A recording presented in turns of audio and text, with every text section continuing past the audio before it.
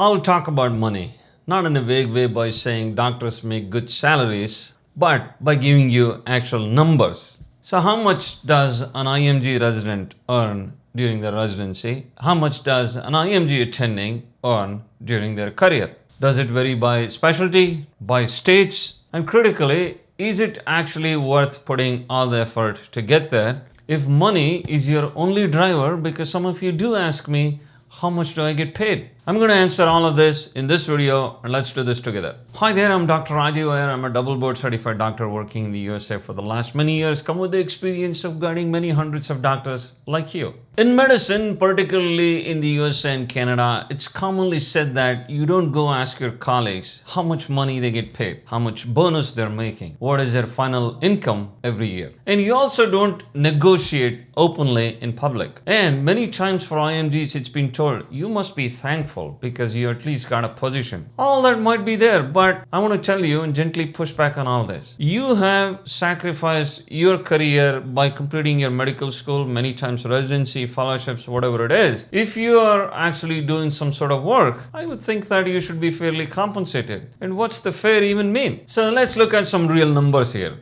The first thing you need to recognize is if you're coming in as a resident, your salary is set by the hospital. This is not typically what is negotiated because many times you're not in a stage to negotiate if you're coming in as a resident. This is true for both local graduates and international medical graduate doctors. Now, residency program in the US pay a stipend that slightly increases over their subsequent years of training. Now, in 2026, the first year resident salaries ranged approximately between $58,000 to $68,000 per year. Now, this is what we call as PGY1.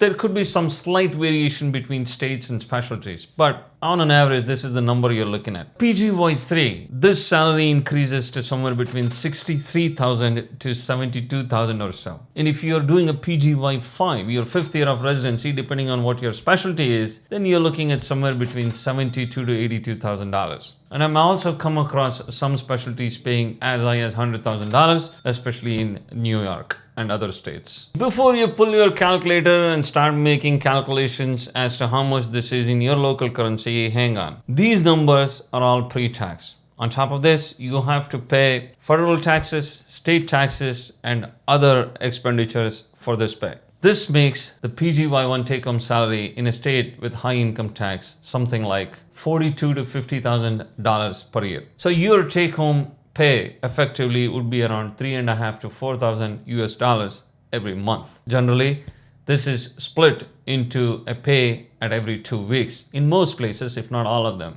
But if you're functioning in a state with a lower tax rate, then you would obviously see a slightly higher take-home pay. Also importantly, residents typically work somewhere between 60 to 80 hours per week. And if you do the math, you're looking at approximately around $20 per hour or so. But again, these are not based on hours because you actually are learning and getting trained with something really valuable that is going to stay with you all through your career. And it's going to let you do the most precious thing in life, take care of patients. There are also benefits that are given during residency like health insurance, sometimes a small education fund that's going to let you attend conferences, do presentations, work on building your CV. Now, you're welcome to ask these things during your residency interviews, and many times the hospitals would actually share these things with you as to additional perks they would offer you. Not significant extent, but something on top of your regular salary. Now let's look at what happens to attending physicians or staff physician salary.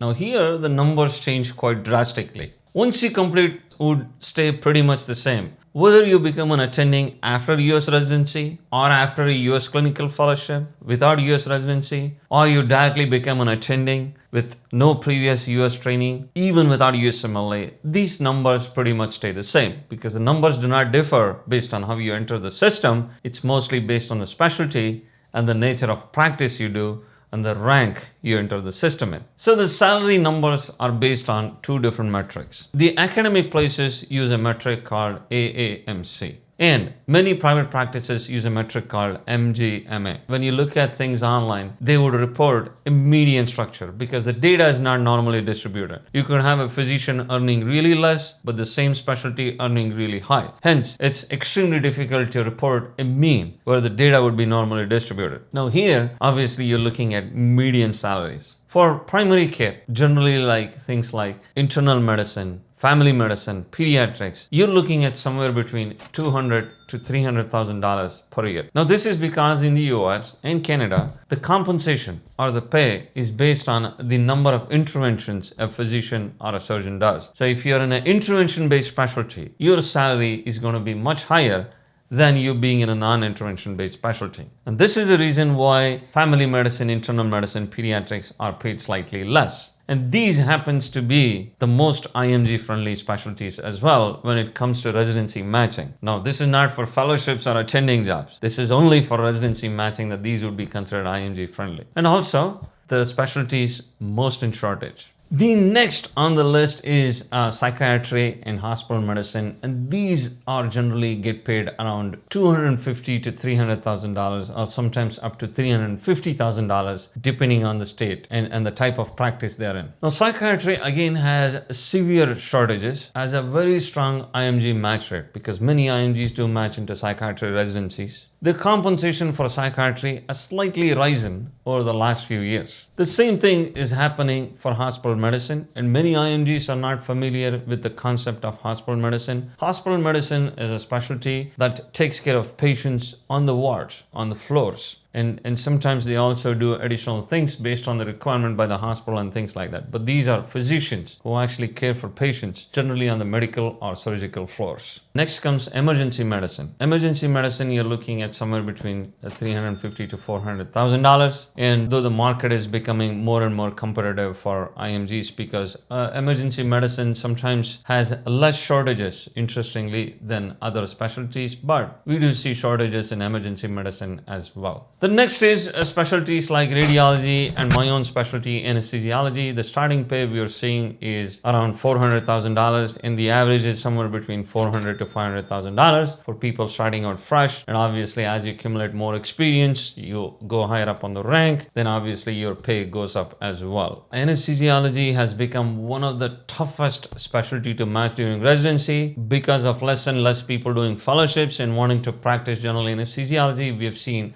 IMGs get into fellowships and also into attending positions, even without USMLE in some instances. Then you're looking at the other specialties like surgery. Surgery, again, probably starting pays around $400,000 to $500,000. But if you go to subspecialty surgery like neurosurgery, cardiac surgery, you might be looking at $500,000 to $600,000. But generally, these specialties for an IMG are much more harder than getting into any of the medical specialties. These are based on employment physician salaries, and if you're in a private practice, if you have your own clinic, then you're looking at a very different number, which I'm not mentioning in this video. But of course, if you're doing those, your financial risk, your administrative burden is also significantly high, and you're spending money on other reasons. And that's a topic for a separate video. Now, the biggest predictors we personally see in a physician's salary are these: your specialty, the place you're working, your years of experience, and more importantly, place you're working. For example, if you're working in a rural area, you might be paid slightly higher than working in bigger metropolitan cities, because interestingly, you have a lot more people wanting to stay in bigger cities as compared to rural areas. So they want to attract people by paying people more to bring them over. So that's the interesting fact. Now let me give you a very specific example. Now think of a family physician working in rural Mississippi or Montana or North Dakota, South Dakota, those type of states. They might be earning $300,000 because of shortage bonuses, rural incentives, and many other things. That same physician working in New York City might be earning around $200,000 and pay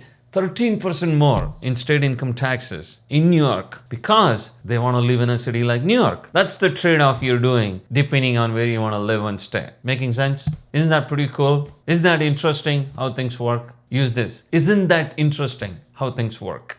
Rural and underserved areas tend to pay more. And this is important because many rural areas are served by IMG doctors who could be on J1 waivers. I mean, of course, there are a lot of local graduates too who are actually serving these patients. But this is important for you if you're on a J1 waiver. Now, many people think this is actually a problem because they're working in rural areas. Actually, it's not. Now, think about this. You actually are going through a waiver process where you're getting to serve the underserved communities in rural areas. Plus, you're paying more. Plus, you're spending less because the cost of living in those places are much less as compared to being in San Francisco or New York. So, you actually are in a good situation. And that's the way you think about it. Now, these are all pre-tax pays. There are state taxes, there are federal taxes, there is Medicaid, there is Medicare, there are so many other deductions that happen for health insurance and things like that. So for someone making $500,000 a year pre-tax, the take-home pay is going to be approximately $22,000 to $26,000,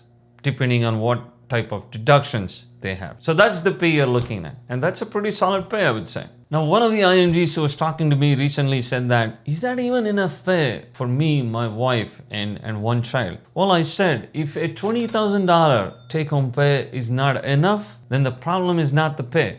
The problem is something else. You get my point, right? And again, there are states with no income taxes. And you have states like Texas, Florida, Tennessee, Nevada, that slightly increases your take-home pay. At an attending salary of, let's say, $300,000, the difference between practicing in California versus Texas could be somewhere like $20,000 per year after income taxes. So over the period of 10 years, this is more like $250,000 or $200,000 to $250,000. So now you know how to choose your geography, not only your specialty. Now, I want to come back to this. Is this all really worth it? Now, here's my perspective. The IMG journey, especially if you're coming through residency, is going to be a significant financial investment. The exams cost money. The visa costs money. Again, the visa is sponsored by the employer, but you still have to go through the paperwork. The credential verification costs money. And then there are the years of residency where you're earning a very modest salary, while you compare your friends who are in other fields who are making heck a lot of money, right? But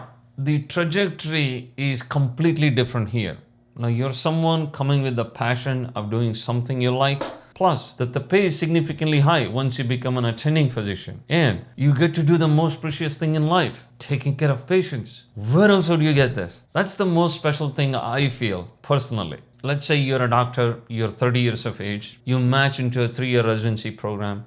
You finish your residency at 34, 35, and then you do a fellowship for 2 to 3 years. You're now 37. And that's when you start earning about $300,000 a year, but you still have a good career trajectory to have financial security. But the key word is how you manage yourself, how financially smart you are, and how you can control yourself. So these are the important things you need to keep in mind. Now, if you make poor financial planning, if you just end up buying an expensive thing, now you might be losing money. So those are the things you need to resist the urge of. And make sure you plan things very carefully. I have to tell you, if you transition to the US as a clinical fellow, then you don't have much financial burden because the fellowship salaries tend to be slightly higher than residency salaries, and you're not going through the extreme process of going through all this. The fellowship training is traditionally much less as compared to residency training and then fellowship training. If you do come as an attending to the US with no prior US training,